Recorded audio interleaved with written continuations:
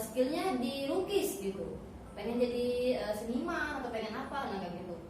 Nah, untuk menghadapi permasalahan seperti ini tuh bagaimana nih? Iya, ini tipe anak ketiga ya, Iya. tipe anak yang ketiga. Jadi untuk membangun hubungan emosional kedekatan yang baik, memang perlu ada seni parenting. Ya, seni parenting. Nah, seni parenting ini memang betul tidak semua orang tua mengetahui. Tapi di zaman saat ini ya, gadget sudah membumisasi di tempat kita ini sudah melebar luas, maka tidak salah orang tua harus aktif ya. Ketika misalkan di desa atau di tempat lain tidak ada seminar-seminar yang seperti di kota, di kampus-kampus, maka aktifnya itu di media sosial. Cari tahu informasi parenting yang untuk bisa menjalin hubungan dengan anak yang baik.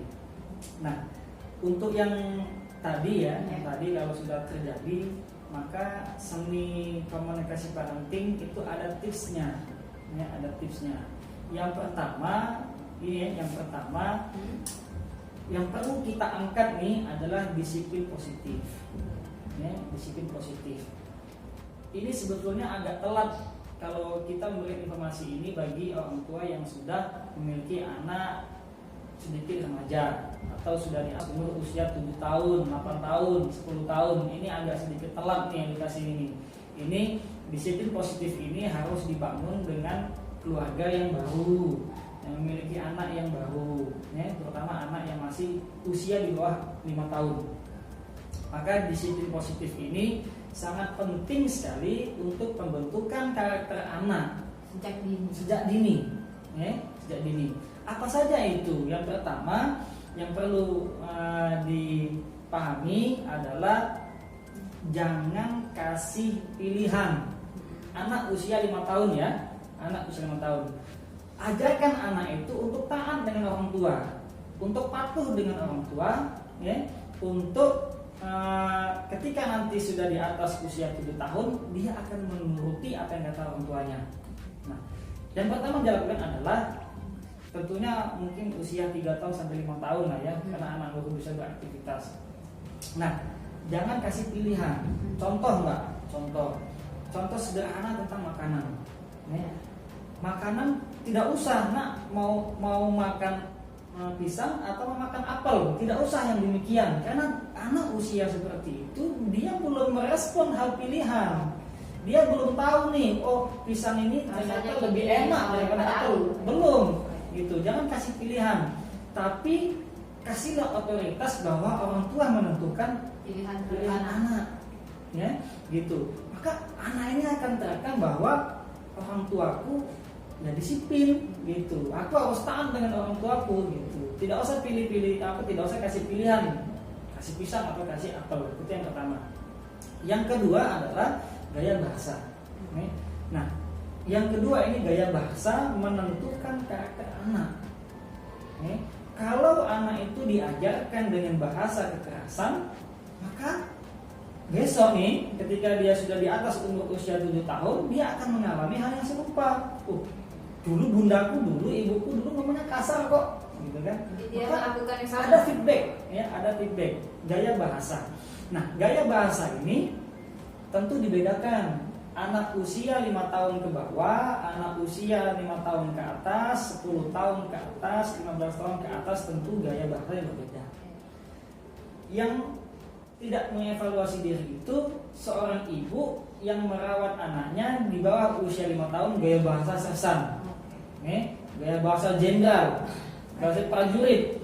Anak usia 5 tahun dengan gaya bahasa prajurit itu justru akan merusak mentalnya, gitu. Maka pergunakanlah gaya bahasa yang santun. Contoh misalkan ya, contoh yang akan mudah terekam dengan anak. Contoh misalkan ini ada anak usia 3 tahun atau sejak dini lah ya. Ini ada api, ya. Di sini ada mainan. Nah, anak ternyata lebih memilih api ketimbang mainan. Maka jangan gunakan bahasa yang negatif. Contoh, nah jangan. Nah itu fatal untuk mental anak.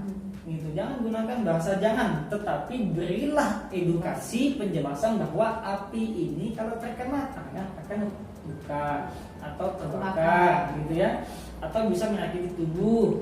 Makanya lebih baik untuk ini, ya. Mainan. Nah, di sini sampai di sini ada dua penjelasan berbeda. Ya. Yang pertama, jangan kasih pilihan. Yang kedua, penjelasan. Anak usia 5 tahun ke bawah membutuhkan penjelasan.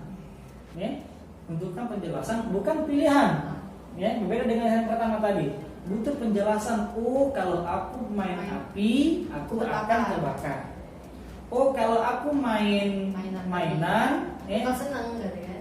aku akan bahagia. Itu seperti itu. Jangan dibentak. Jangan ada kalimat awas lo ya. Ancaman ya.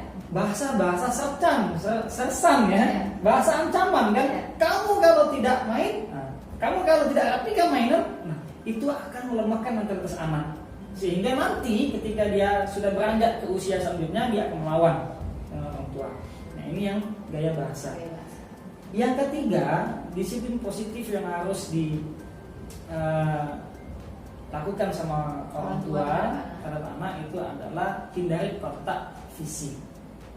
Hindari kontak fisik, baik kekerasan secara fisik maupun psikis. Dua hal ini sangat mengaruh dengan pembentukan karakter anak, sehingga besok nanti ketika dia sudah menentukan pilihannya, dia tidak melawan dengan orang tua, membantah dengan orang tua. Nah, kontak fisik, contoh misalkan ketika sepasang suami istri sedang berantem, maka hindarkan kehadiran visual anak melihat kontak itu.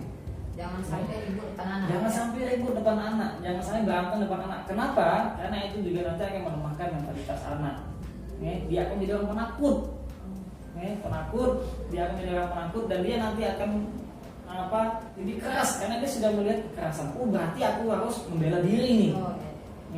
Berantem gitu. Apalagi yang fisik. Apalagi yang fisiknya, saya main tangan. Jangan sekali-sekali untuk melakukan kontak. Agama kita pun juga melarang kontak fisik. Kata agama kita juga mengatakan pukullah anakmu ketika usia 7 tahun. Itu pun tidak sembarang pukul ya. Itu pun juga tidak sembarang pukul ya, ada aturannya. Nanti KUHP berjalan undang-undang anak. Nah, artinya agama pun juga mengatur itu. Ketika anak usia di bawah 7 tahun, jangan pukul. Berilah edukasi. Berilah edukasi, kasih sayang, kenyamanan, sehingga pembentukan karakter anak ketika kita memberikan pilihan, nah kamu itu bagusnya sekolahnya di sini, anak pasti akan nurut, gitu.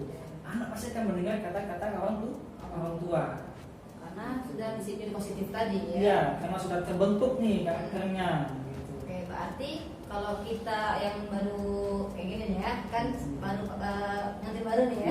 Yes. Karena kan bakal punya anak nih, jadi kan sharing-sharing juga nih sama yang lebih pengalaman dan ahli ya kan. Jadi kalau buat kita semua nih, untuk mendidik anak itu dari usia dini dan amin rasa disiplin positif tadi ya. Yeah. Tapi kalau sudah di atas 5 tahun nih Kak, kira-kira terlambat nggak sih? Atau masih bisa nggak sih merubah anak yang mungkin orang tua tuh baru tahu info penting tadi kayak gitu? Seorang bijak mengatakan tidak ada waktu yang telat, tidak ada kata yang terlambat untuk belajar atau untuk memperbaiki segala sesuatu gitu ya. Tapi ini menjadi poin penting nih bagi orang tua yang lain ketika sudah mendengar video ini, sudah mendapatkan edukasi ini, lakukanlah sejak dini. Lakukanlah sejak dini. Nah, bagi yang sudah terlanjur sudah tidak tahu pendidikan ini, parenting ini, jangan khawatir, jangan khawatir. Tidak ada batu yang bolong tanpa dijatuhi sama air. Sekuat apapun batu pasti akan terkikis dengan air yang lembut. Maka berilah kenyamanan seperti tadi bahasa, gaya bahasa, menentukan pilihan dengan penjelasan yang baik. Jangan kontak fisik, jangan lukai hatinya. Orang tua aja nggak mau melukai hati, apalagi anak-anak, gitu ya. Jangan sakiti hatinya, jangan dia berkecewa. Contoh hal kecil, contoh hal kecil. Dulu, kita seringkali waktu SD nih, waktu SD mungkin ya, waktu SD sudah SD kan sekarang masuk umur usia 7 tahun ya, 7 tahun. Itu kelas 1 SD, usia 7 tahun. Nah, anak membutuhkan perhatian khusus. Anak membutuhkan perhatian khusus. mendapatkan hasil belajar di kelas nilai yang sempurna, nilai yang bagus.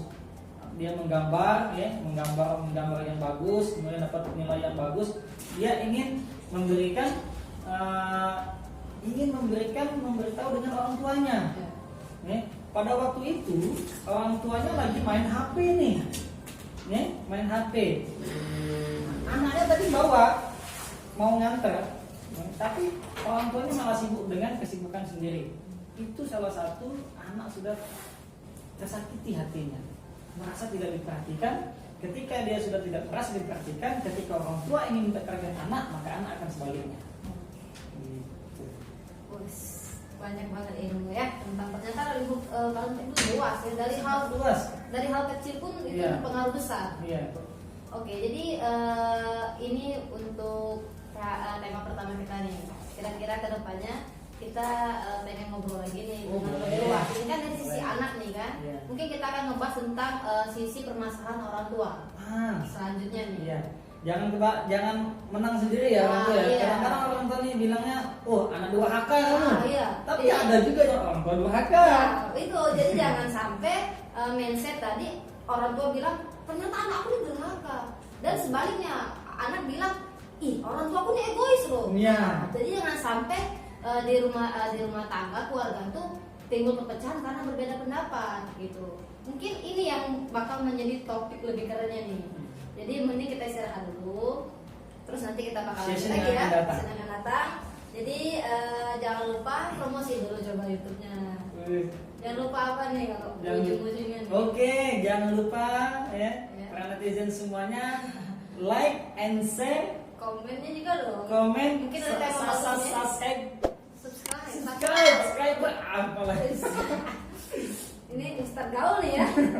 Karena Mas Rizky ini selain dia pendamping anak, beliau juga salah satu pengurus di pondok pesantren. Jadi kita akan mengimbangi lah materi kita dari segi intelektual nih ya dengan ilmu agama lah gitu. Jadi buat teman-teman jangan lupa di like, komen, dan share ya ke teman-temannya. Subscribe juga, jadi bisa membantu kita untuk beredukasi melalui media sosial. Insya Allah bermanfaat ya kan. Mungkin kedepannya bakal ada tema-tema apa lagi nih, bisa di komen aja lah ya. Mungkin itu terima kasih sebelumnya Mas. Mungkin kedepannya kita bakal cerita lagi ya. Jangan lupa honornya ya. Oh siap nanti ditransfer ya. Oke, terima kasih juga di balik layar. Ada orang di balik kamera sebenarnya nih kan. Itu yang paling berjasa. Wah, itu berjasa sekali itu saya. Oke, sekian dari saya. Ini bukan Ocha dan Mas Rizky. Assalamualaikum warahmatullahi wabarakatuh.